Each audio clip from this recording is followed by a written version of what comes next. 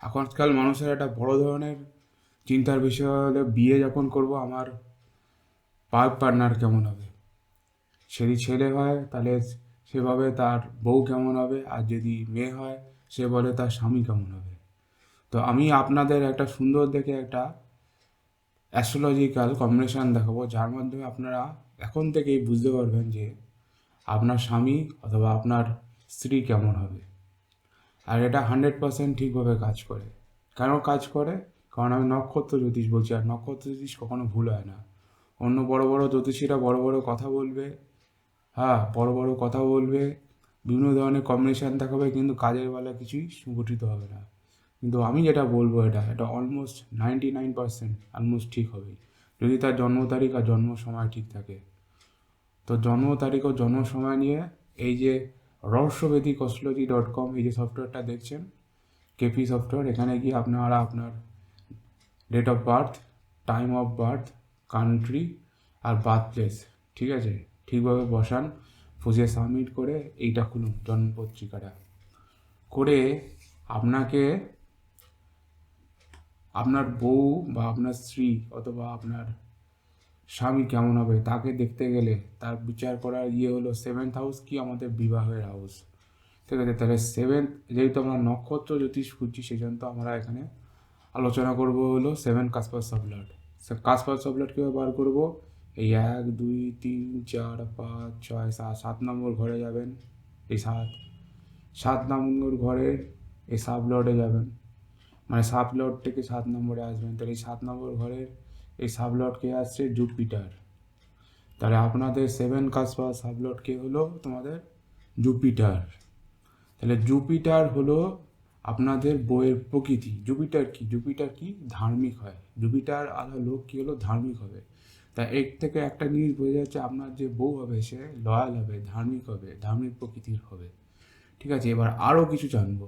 তা জানতে গেলে আপনাদের কি করতে হবে দেখে নিন। এই যে চার্টটা আমরা বার করেছি, এটা ভালো করে মিলিয়ে নেবেন। সপ্তম কম্পের উপকক্ষের স্বামী যে হবে, অর্থাৎ থেকে সপ্তম উপকক্ষ স্বামী বা কাসপাল সবলট, যে উপনক্ষত্র স্বামীকে কাসপাল সবলট বলে ইংলিশে। ঠিক আছে, এখানে কাসপাল সবলট কে হলো? এই জাতকের যে কুণ্ডলিটা খুললাম, কে ছিল? জুপিটার ছিল, জুপিটার, তাই তো। এর এখানে সপ্তম কম্পের স্বামী হচ্ছে এখানে সূর্য এখানে দেখাচ্ছে। আমি এখানে জুপিটারের চারটা বার করব। তো এখানে অনেক ধরনের বৈশিষ্ট্য দেওয়া আছে। ঠিক আছে, 7 কক্ষে উপনক্ষত্র স্বামী যদি বৃহস্পতি হয়, ঠিক আছে, এবং এটি যে রাশিতে অবস্থান করে, তাহলে আমরা দেখতে হবে এটা কোন রাশিতে বসে আছে। কোন রাশিতে বসে আছে?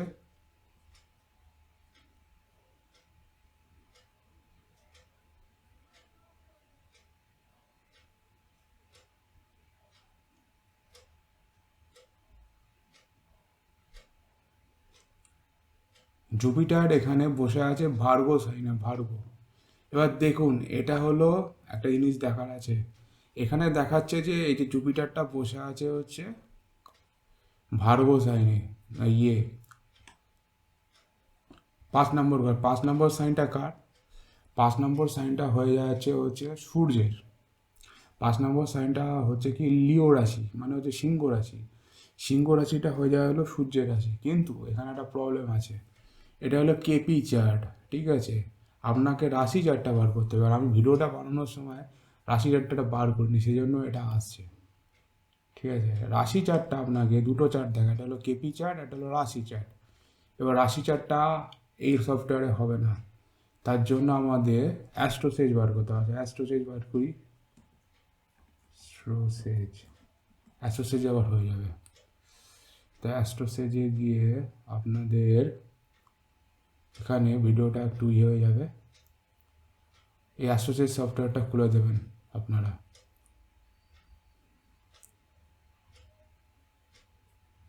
ঠিক আছে, ঠিক আছে, অ্যাস্ট্রোসেজে গিয়ে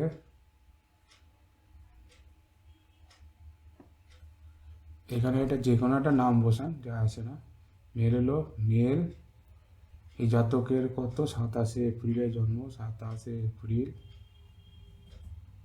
আপনাদের দেখা হয়ে গেল, সুবিধাও হচ্ছে, ঠিক আছে। একবারে দেখা 1993-তে জন্ম, সকাল 8:42, ঠিক আছে, সকাল 8:42-এ জন্ম। বার্থ পেজ হচ্ছে ঋষরা, ঠিক আছে, গেট কুণ্ডলি,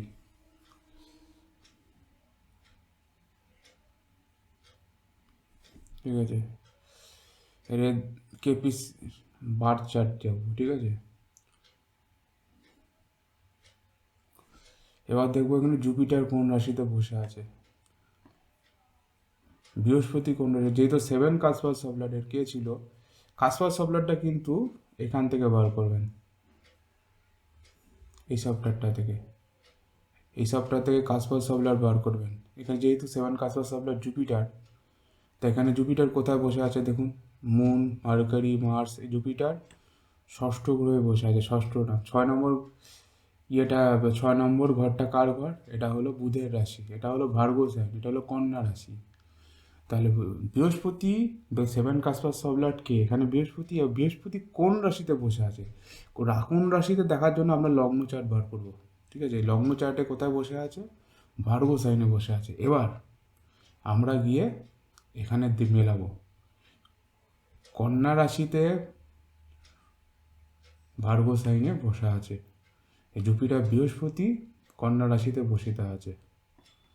এই যে সপ্তম ঘরের উপনক্ষত্র স্বামী, হ্যাঁ যদি বৃহস্পতি হয় এবং এটি যে রাশিতে অবস্থান করে সেই অনুযায়ী আপনার স্ত্রী অথবা আপনার হাজব্যান্ডের প্রকৃতি হবে।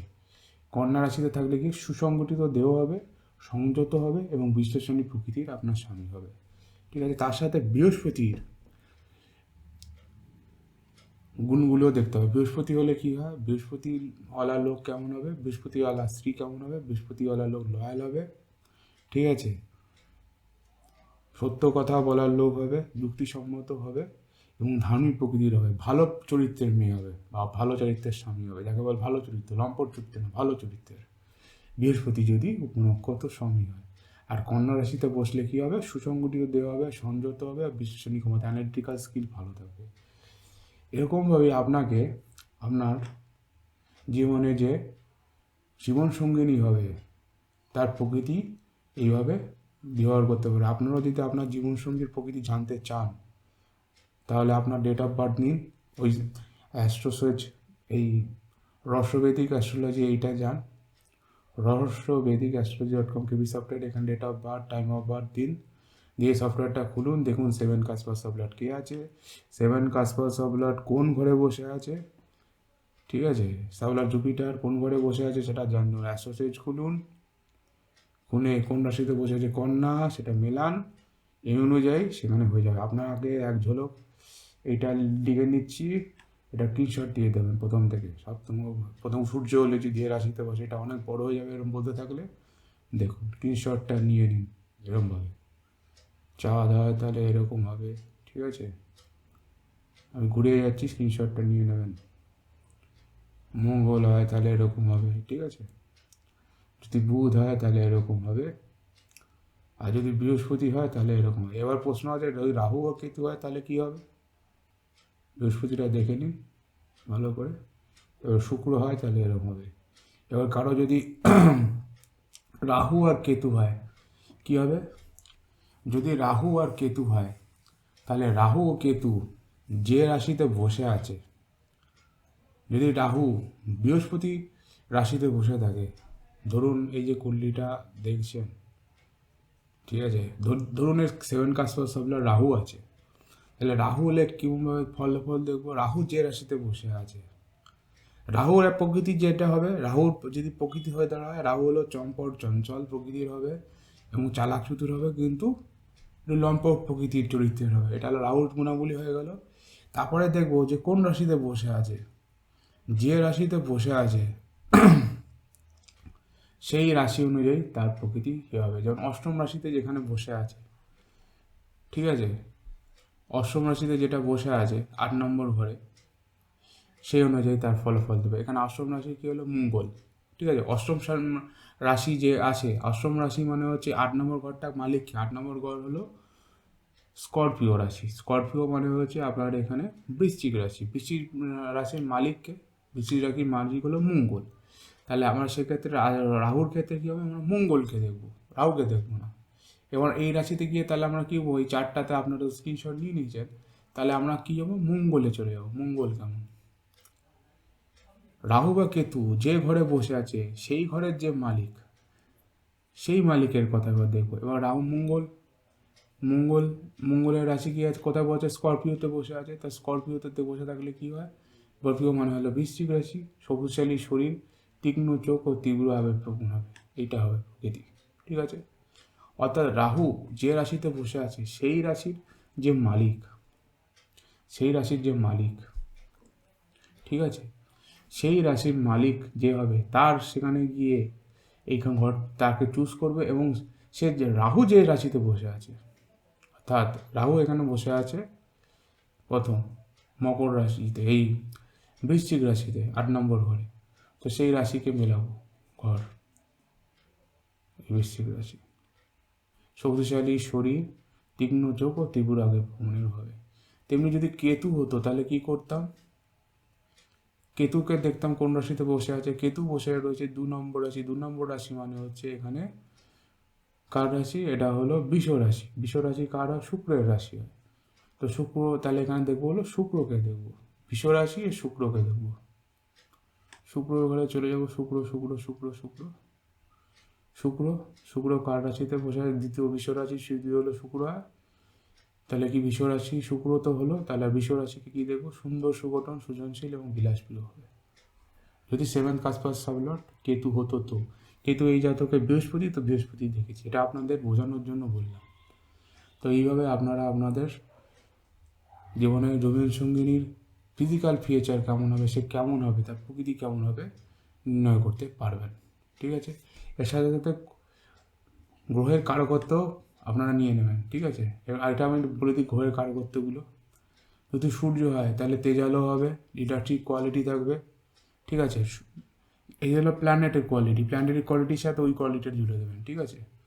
চাঁদ হলে কী হবে, আবেগপ্রবণ হবে, একটু মন এদিক ওদিক করা প্রকৃতির হবে। ঠিক আছে। কখনো ভালো কখনো খারাপ, মুডি প্রকৃতির হবে, চাঁদ মুডি প্রকৃতির হবে। মঙ্গল কী হবে, মঙ্গলসিক ওই টাইপের, তেজালো, ঠিক আছে, গম্ভীর, তেজালো, এবং যেটা পারবো সেটা করেই ছাড়বো। ঠিক আছে। রকচটা টাইপের একটু থাকে। মঙ্গল মানে একটু রাগী প্রকৃতির, ভারী প্রকৃতির হয়। বুধ কি বুদ্ধিমান, ইন্টেলিজেন্ট, যে ভালো কথাবার্তা বলে সেরকম টাইপের। বৃহস্পতি ধার্মিক প্রকৃতির, লয়াল প্রকৃতির, সচ্চরিত্র প্রকৃতির হয়। ঠিক আছে। শুক্র হলে কী হবে, শুক্র হলে বিলাসবহুল হবে। ঠিক আছে। দেখতে সুন্দর হবে। ঠিক আছে। দেখতে সুন্দর হবে, যার মধ্যে আর্টিস্টিক কোয়ালিটি থাকবে, এগুলি।